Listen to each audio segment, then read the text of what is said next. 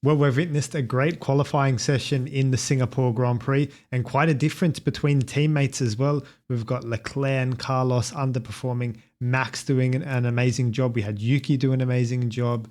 Hulkenberg did an amazing job. Fernando Alonso, of course, an amazing job. There's a lot of things I want to talk about here with regards to practice, tire temperatures, the effects of downforce, and where Oscar was losing time to Lando. If you're interested in what my thoughts are, definitely keep watching.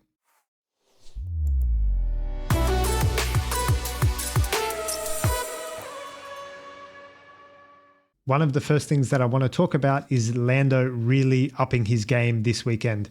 We've seen pictures of him staying back late on Friday night and just putting in extra effort to make sure that he's as prepared as possible for this Grand Prix weekend. I'm not sure if there's been a change since Baku, if he's kind of reflected on that whole flag gate situation or anything like that. But this is the sort of preparation now that he's forgoing being talented for being a world champion. He's done a great lap here under pressure in Q3 because he only did one run, whereas Oscar actually had nothing to lose in that final run, and he's the one that ended up going slower.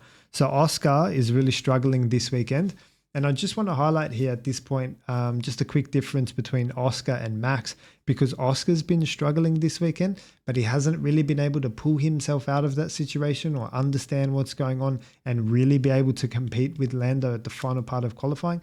And Max, as we're going to touch on a bit later, he was massively struggling in the Friday practice sessions, and he has been able to pull himself out of that situation and line up P2.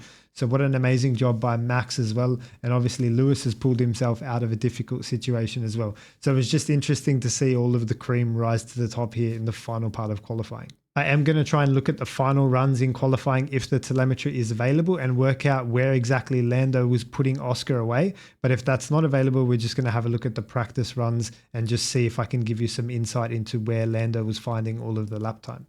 Now, as we head over to the whiteboard, one thing that really interests me was none of the drivers were actually trying a little secret about the Singapore circuit. And I'm just going to head over to the whiteboard and show you that now. Hopefully you can see that on the screen in front of you. And I just want to highlight to you where this DRS detection zone 2 is before the hairpin. This is really the crucial part that I want to draw out for you over here. Basically, there's a curb there that's not quite up against the wall. And I was surprised that none of the drivers were at least trying, at least at slow speed in practice, to try and hook their left front into that curb. So if I just draw it for you, it kind of, you come through that left-hander and then it goes like that into the hairpin. And apologies if I've drawn this not that accurate, but what I want to say is there's a curb that's just sitting here, right? And a lot of the drivers are coming through this corner and then going around this curb. And it's fine, it's the safe way. But I was just curious to see, like, none of the drivers try to just hook their left front tire on the inside and rail this curb.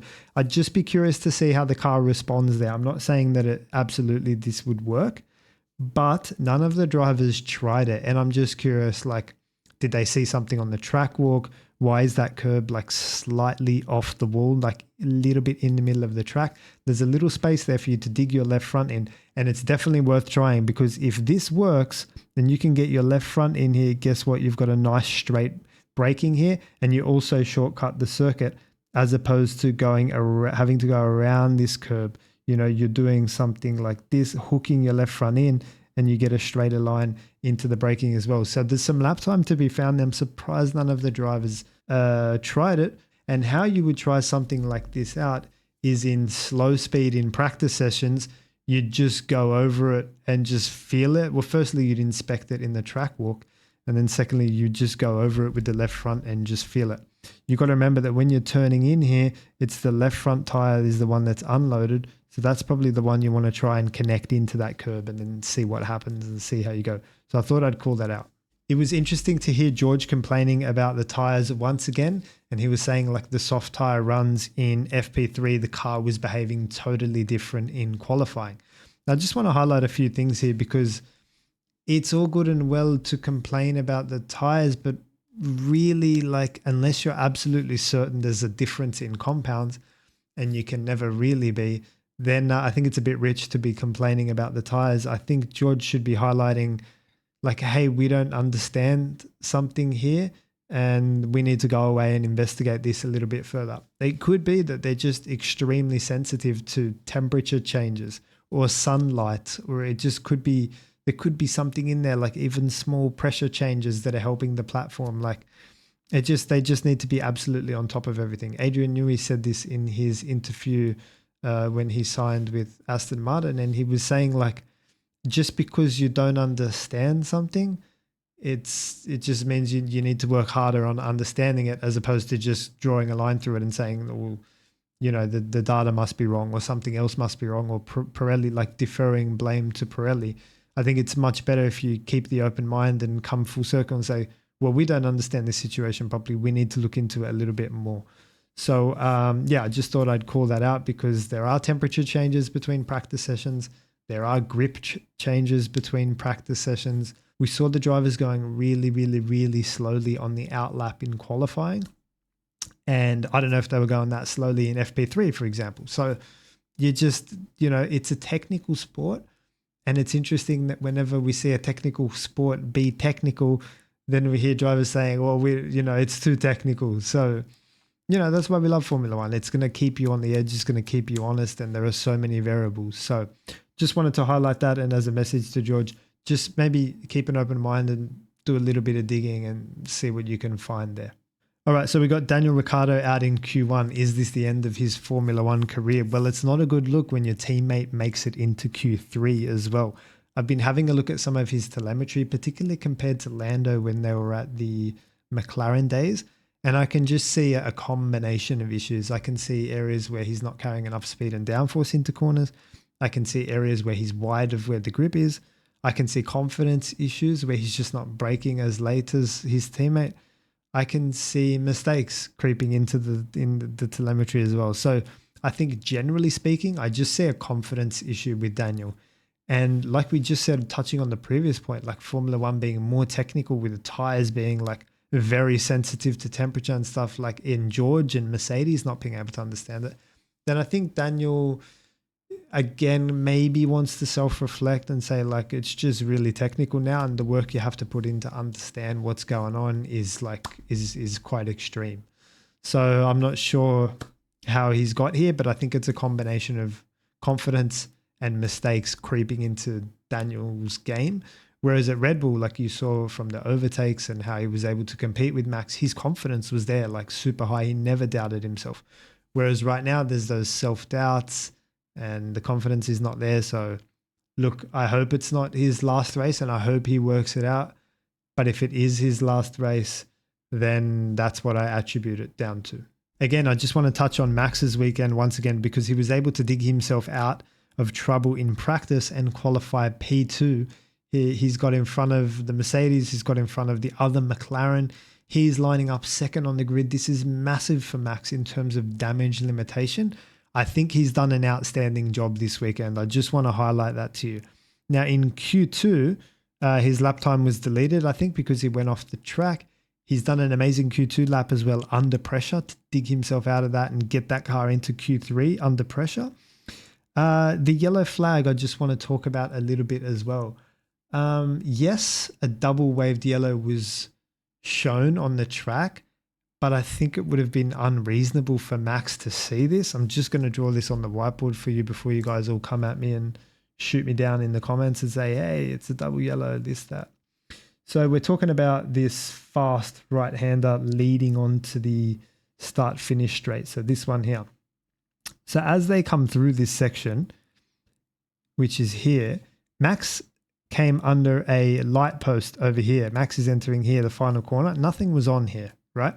And the thing is, when a driver's coming through this corner, their eye line is through here. And that's natural, right? That's the direction they're heading. And Carlos is in the wall somewhere over here. So this is the red Ferrari of Carlos in the wall over here. Now, the thing is, where Max's eye line is, which I'm just going to put in green, which is the direction he's going, steering wheel is turned left, he's looking across here. The double wave yellows were over here. Is it unreasonable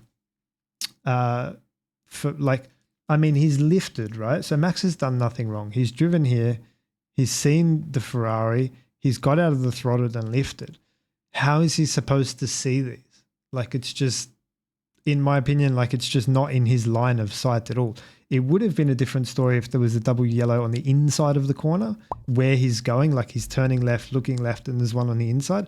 I think for there to be one all the way on the right-hand side, like because there's obviously a big runoff area over here as well, I think that's unreasonable for Max to see that. So look, according to the rules, double yellow, he's done everything right and his lap time has been deleted. Fine, but how is he supposed to see that? Like, we've got to remember there's a human element here as well. I thought that was interesting because it wasn't clear cut. Like they said to him, he was asking, why did I get my lap deleted? And he was talking about the red, right? He was talking about the red flag across the start finish line over here. He was like, I crossed the line before it went red. And they're saying to him, no, there's double yellows. And Max is like, where? So I think that's a fair question. I just wanted to call that out as well. But you know, he's done everything right. They put the yellows out as quickly as possible. No one's done anything wrong here. I'm just asking, like, how's he supposed to see that? Okay, so we got Checo Perez out in Q2. Wow, what a difference a week and a track makes. Obviously, he's done a great job in Baku despite not bringing home any points, which is a totally separate issue. I'm not going to cover what went wrong in this video, but totally different track, both street circuits, right? But Baku's notorious for having no grip, and a Sergio Perez track and traction zones and all that beautiful management he does with the right foot. But Singapore is different. Singapore, you got to get your teeth out. You got to get stuck into the curbs. It's all about how you use the car, whether you take the curbs in a certain way and how you balance the car across those curbs, particularly in chicanes. That's going to make the difference here in Singapore. Lando was doing that excellently down at turns 1, 2, and 3, and the final chicane. Lando was really hooking up those sections of track really well. And Sergio just struggled the whole weekend. So yeah, I just want to highlight to you that just because they're street circuits, they're totally different characteristics. Baku's like low downforce and also low grip, like the surface is low grip and you need to put the brakes on progressively and turn in gently. Whereas Singapore, it's high grip, high downforce, so you can be more aggressive with the inputs. And that's why I said, I don't know if you guys saw in my collaboration podcast with Cameron F1, I said, look for this to either close or switch here now because it's a totally different track coming up. So I wanted to call that out as being Sergio struggling, but I expect that he'll find a little bit of performance back in Mexico, which is more like Baku. All right, Carlos Sainz's crash. Now we need to talk about this. Everyone's saying it's cold tires, cold tires. It's not cold tires. The guys are crawling around as it is on the out lap. So it's definitely not cold tires, that's for sure. It's like 40, 30 degrees out there. So I wanted to tell you, again, here's the lesson in downforce. So we got the last corner.